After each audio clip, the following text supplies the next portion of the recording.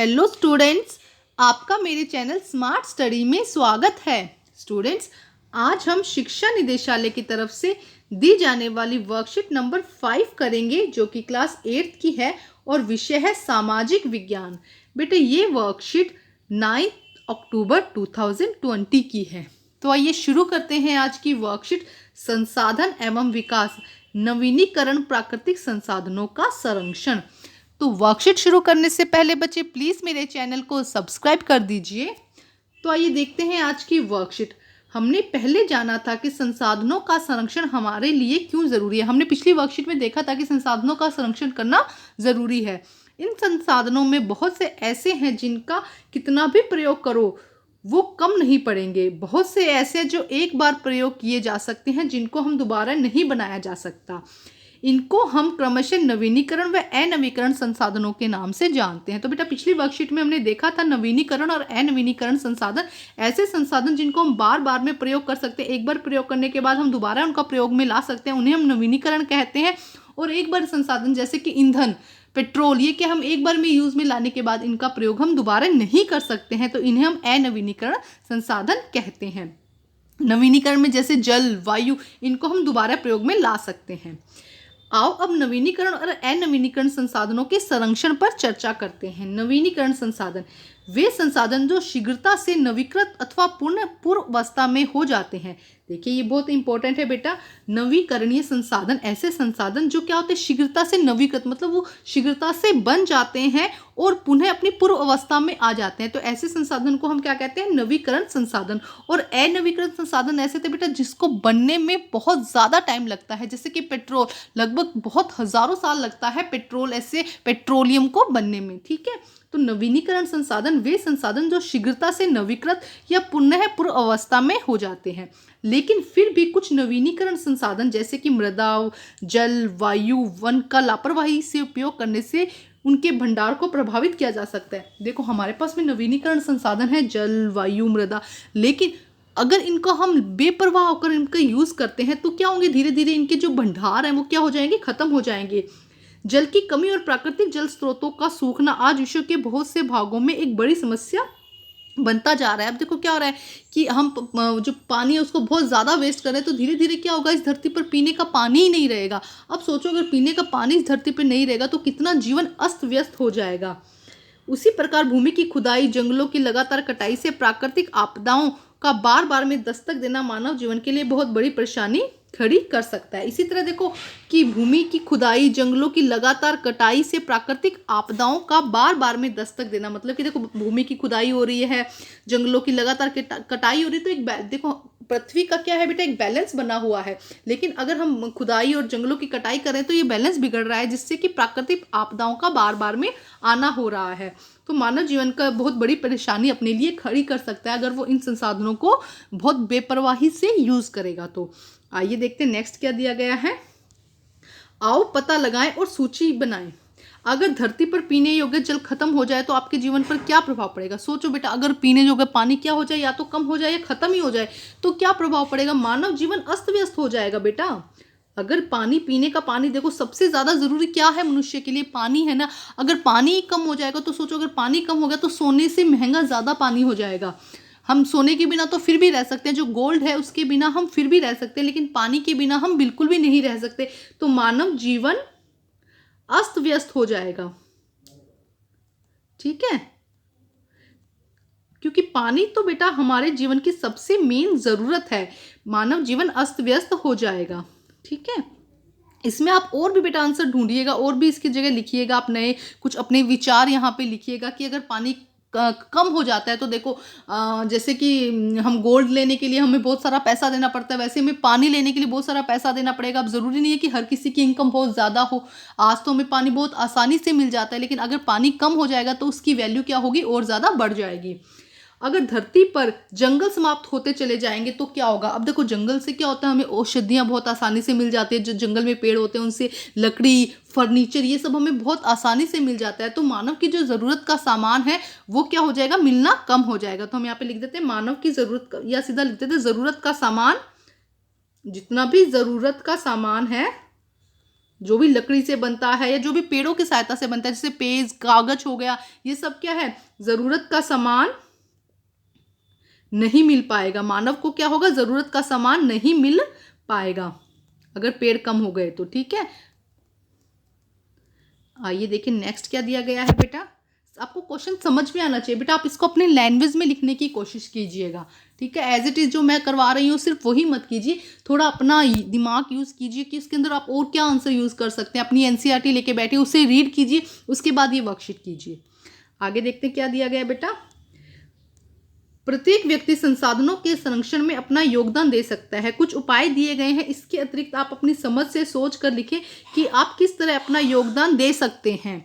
तो देखिए पहले क्या है बेटा, देखो जल संरक्षण, भूमि या मृदा संरक्षण, वायु संरक्षण और वनों का संरक्षण। तो यहाँ पे कुछ कुछ उपाय दिए हैं, कुछ कुछ हम अपनी तरफ से सोच कर लिखेंगे। तो पहले देखते हैं जल संरक्षण। पीने के पानी को गाड़ी धोने या सड़क धोने के काम में न लगाएं। देखो पानी पीने का है, उसे सड़क धोने के काम में हमें या गाड़ी धोने के काम में हमें नहीं लगाना चाहिए। दैनिक कामों को, नहाने में, कपड़े धोने में के समय पानी को बेकार नहीं करना चाहिए। अब भूमि उपजाऊ भूमि को कृषि के कार्य के लिए प्रयोग नहीं करना चाहिए। बंजर या कम उपजाऊ भूमि का प्रयोग मकान बनाने में या उद्योग स्थापित करने में करना चाहिए। अब देखो जो उपजाऊ भूमि नहीं है उसका प्रयोग हम कर सकते हैं ना, जो बंजर है भूमि उसका वहां पे हम मकान बना सकते हैं, बट उपजाऊ भूमि पर हमें मकान इस तरह से नहीं करना चाहिए। प्लास्टिक का उपयोग न करके। वायु का संरक्षण, देखो प्लास्टिक या पत्तों पर किसी भी दूसरे प्रकार के पदार्थों को न जलाएं। हमें प्लास्टिक या दूसरे पत्तों को हमें नहीं जलाना चाहिए। पौधे लगाने चाहिए, पत्तियों को नहीं तोड़ना चाहिए। वनों का संरक्षण, देखो कागज को न फाड़ा जाए तो पेड़ों की कटाई नहीं होगी, क्योंकि कागज पेड़ से बनते हैं। किसी के जन्मदिन पर कार्यक्रमों में पौधा उपहार में देना। अगर हम कोई गिफ्ट देते हैं तो उसमें सोचिए हम पौधा दें, हम वृक्षारोपण करें तो सबसे अच्छा। सब प्रदूषण का क्या है, एक ही हल है कि हम क्या करें, वृक्षारोपण करें। अगर हम जितने ज़्यादा पेड़ लगाएंगे उतना हम प्रदूषण को रोक सकते हैं, उतना हम जल को, भूमि को, वायु को और वनों को संरक्षित कर सकते हैं। तो बेटा यहाँ पे देखिए 2-2, 3-3 उपाय लिखे हैं। तो आइए करते हैं बेटा इसका हम आंसर की क्या क्या उपाय और हो सकते हैं इसके। तो आइए करते हैं बेटा इसका आंसर हम। तो देखिए बेटा पहले जल संरक्षण। हर नागरिक में जल संरक्षण हेतु जागरूकता लानी होगी। फर्स्ट सबसे जरूरी काम है कि जागरूकता लानी होगी। जब तक जागरूकता नहीं होगी तो लोगों को जब तक पता ही नहीं चलेगा कि पानी हमारे लिए जरूरी है। हर नागरिक शावर की जगह बाल्टी में पानी भरकर स्नान करे। शेविंग करते समय नल बंद करे। बर्तन धुलते समय नल के स्थान पर टब का प्रयोग करें। तो ये कुछ उपाय हैं जो हम अपने घरों में कर सकते हैं और हम जल को संरक्षित कर सकते हैं। आगे देखिए मिट्टी संरक्षण का बेटा, देखो मिट्टी संरक्षण, मिट्टी की सुरक्षा के लिए फसलों को हेर फेर करके बोना चाहिए। अब देखो मिट्टी को बचाने के लिए क्या किया जाता है, हम अगर एक ही तरह की फसल को हम बोते जाते हैं तो उससे क्या होगा, उसकी उर्वरकता जो है वो धीरे धीरे खत्म हो जाएगी, क्योंकि एक ही न्यूट्रिएंट जो होंगे वो जो फसल है वो लेती रहेगी। तो हमें मिट्टी को क्या करना है, उसकी उर्वरकता बढ़ाने के लिए, मिट्टी संरक्षण के लिए फसलों को हेर फेर करके बोना चाहिए। उपजाऊ भूमि पर चरागाह नहीं करवाना चाहिए। देखो कुछ लोग क्या कहते हैं, जो उपजाऊ भूमि है वहीं पर चरागाह करा देते हैं, जिससे कि क्या होगा, जो गाय भैंस, ये बकरी है, ये क्या करेंगे, जो उपजाऊ भूमि है, ह्यूमस है जो मिट्टी के अंदर सबसे उपजाऊ भूमि है, उसको क्या कर देते हैं, उखाड़ देते हैं, जिससे कि भूमि क्या हो जाती है, उपजाऊपन भूमि में नहीं रहता है। ठीक है, नेक्स्ट देखिए वायु संरक्षण। प्रदूषणकारी उद्योगों को शहरी क्षेत्र से दूर अलग से लगाना चाहिए। जो भी प्रदूषणकारी उद्योग है जिनसे प्रदूषण होगा, पहले तो ऐसा नियम और कानून बनाना चाहिए जिससे कि प्रदूषण हो ही ना, ऐसा उद्योगों से धुआं निकले ही ना।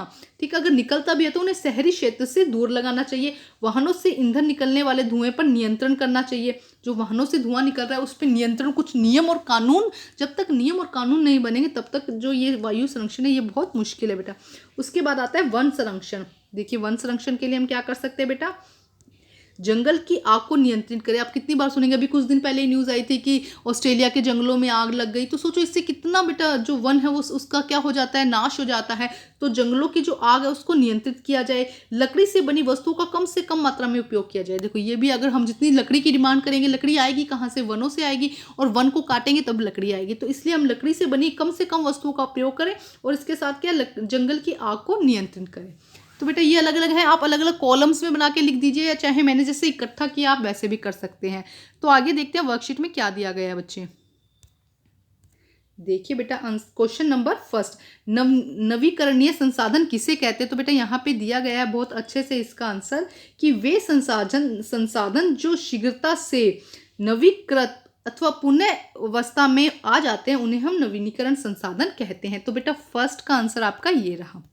ठीक है, नेक्स्ट देखिए क्या दिया गया है बेटा आंसर, पानी के दुरुपयोग को कैसे रोका जा सकता है। तो बेटा अभी मैंने आपको 5 पॉइंट करवाए हैं, यहाँ पे आप ये चाहें तो ये पॉइंट लिख सकते हैं और जो मैंने ऐड कराए हैं उनमें से कोई भी 2 या 3 आप पॉइंट लिख दीजिए जो भी आपको अच्छे लगते हैं, ठीक है, जिससे पानी को हम दुरुपयोग को रोका जा सके।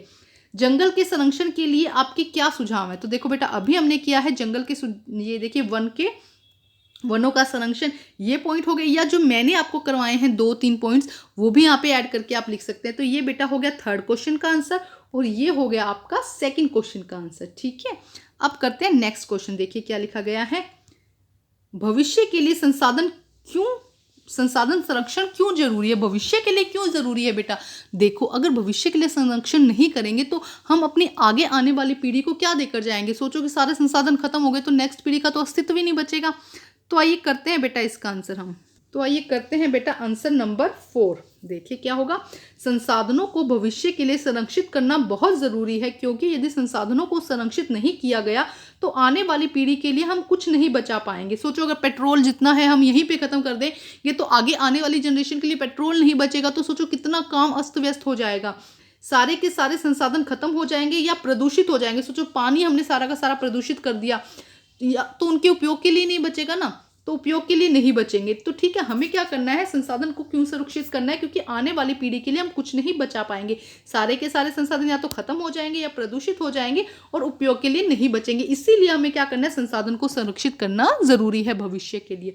तो बेटा आज की वर्कशीट कंप्लीट होती है, वर्कशीट कंप्लीट करके अपनी टीचर से चेक कराइए और प्लीज मेरे चैनल को लाइक कीजिए, सब्सक्राइब कीजिए और शेयर कीजिए। Thank you students.